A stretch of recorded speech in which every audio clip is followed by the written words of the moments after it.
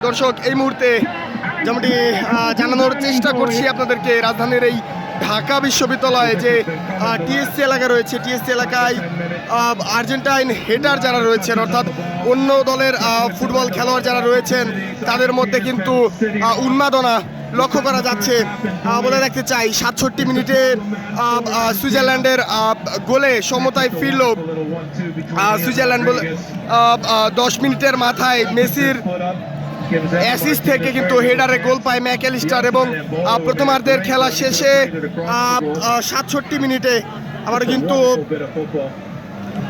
সমতায় ফিরেছে সুইজারল্যান্ড। এবং আমরা দেখছি আর্জেন্টাইন ভক্ত যারা রয়েছে তাদের মধ্যে কিন্তু অন্য ধরনের এক ধরনের নীরবতা নেমে এসেছে এই গোলের পরে। বলে রাখতে চাই রাত 2টা থেকে কিন্তু আর্জেন্টাইন ভক্ত যারা রয়েছেন একে একে এই টিএসসি এলাকায় এবং ঢাকা বিশ্ববিদ্যালয় এলাকায় আসা শুরু করেন। তবে বৃষ্টির জন্য বিগত ম্যাচগুলোর মতো তেমন চিরচেনা সেই ভিড় না থাকলেও বেলা বাড়ার সঙ্গে সঙ্গে আমরা দেখছি কানায় কানায় পরিপূর্ণ এই মুহূর্তে রাজধানীর এই পায়রা চত্বর এলাকা। এবং 10 মিনিটে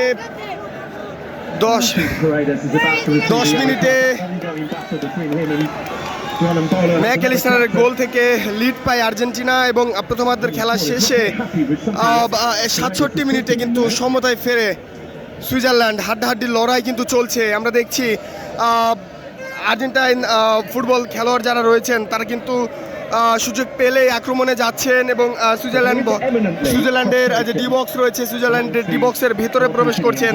অপরদিকে আমরা দেখছি সুইজারল্যান্ডের খেলোয়াড় যারা রয়েছেন তারাও কিন্তু পাল্টা আক্রমণ চালাচ্ছেন। বিশেষ করে যে কাউন্টার অ্যাটাক সেটি কিন্তু আমরা এই ম্যাচ থেকে সুইজারল্যান্ডের কাছ থেকে দেখতে পারছি। তবে 67 মিনিটের গোলে সমতায় ফিরেছে সুইজারল্যান্ড এবং আর্জেন্টাইন ভক্ত যারা রয়েছে তাদের মধ্যে এক ধরনের নীরবতা কিন্তু আমরা লক্ষ্য করছি। তবে পছন্দের প্লেয়ার লিওনেল মেসি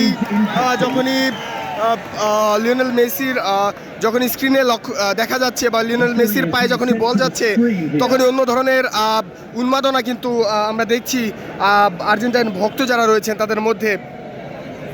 দর্শক, যেমন বলছিলাম, বৃষ্টি উপেক্ষা করে বৃষ্টিতে ভিজে পছন্দের দলের খেলা দেখতে অনেক Argentine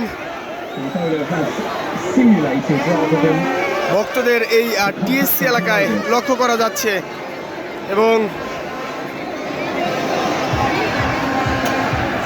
could have a case. It looks like he's jumped in the air right there before any contact at all.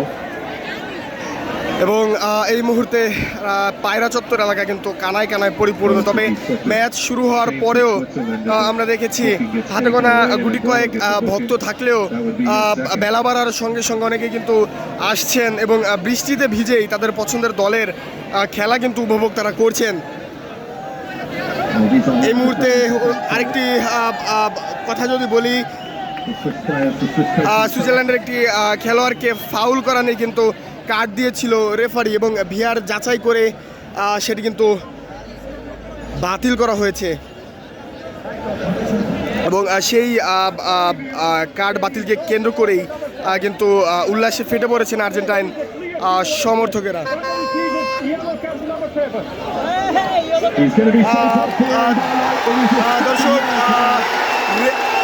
দর্শক, Argentine D Paul This is quite remarkable. I think there's going to be a lot of people, more than Switzerland, upset with a decision like this and a game of this magnitude. I feel really sorry for Embolo. দর্শক, আমরা দেখছি একজন Argentine ভক্ত, তিনি কিন্তু Messi টাকা লাগলে টাকা নেই 2030 সাল ব্রাজিলকে দে এমন ধরনের প্লে কার্ড হাতে নিয়ে এখানে খেলা উপভোগ করতে এসেছেন। তবে সর্বশেষ তথ্য যেটি বলি, 67 মিনিটে সুইজারল্যান্ড গোল পায় এবং সেখান থেকে কিন্তু সমতায় এসেছেন সুইজারল্যান্ডের